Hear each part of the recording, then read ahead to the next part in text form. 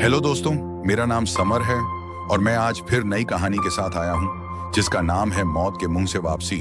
तो चलिए दोस्तों, कहानी को शुरू करते हैं। सुबह के 6 बजे जनकपुरी के एक फ्लैट में 38 साल का राहुल वर्मा अपने अलार्म की आवाज से जागता है। आंखें सूजी हुई हैं, नींद अधूरी है, सिर भारी है।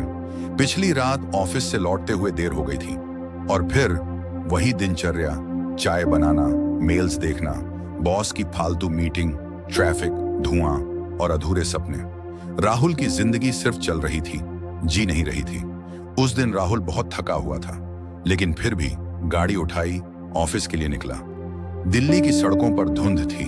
कहीं एक कुत्ता भौंक रहा था, कहीं कोई सुबह की दौड़ पर था और कहीं एक ट्रक तेज रफ्तार में रेड लाइट तोड़कर आ रहा था। राहुल ने ब्रेक मारा, लेकिन देर हो चुकी थी। सब कुछ अंधेरा हो गया।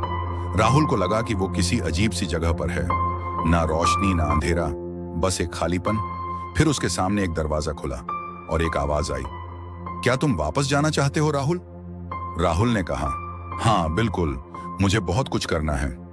वॉइस फिर बोली, क्या वाकई करना है या बस जिंदा रहना है? राहुल चुप हो गया। अब एक एक करके उसके सामने उसकी जिंदगी के दृश्य चलने लगे। बचपन में मां की गोद में सोना, पापा का थप्पड़ जब उसने झूठ बोला था, कॉलेज में कविता लिखना और पहली बार रिजेक्ट होना, अपनी पत्नी पूजा से मिलना, प्यार करना, फिर शादी और धीरे धीरे उसकी आंखों से दूरी बना लेना। सब कुछ एक झलक में जैसे उसकी आंखों के सामने आ गया।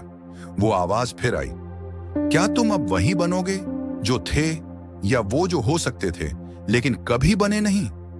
आईसीयू में मशीनें बीप कर रही थीं। डॉक्टर्स ने लगभग जवाब छोड़ दिया था, लेकिन तभी एक हलचल।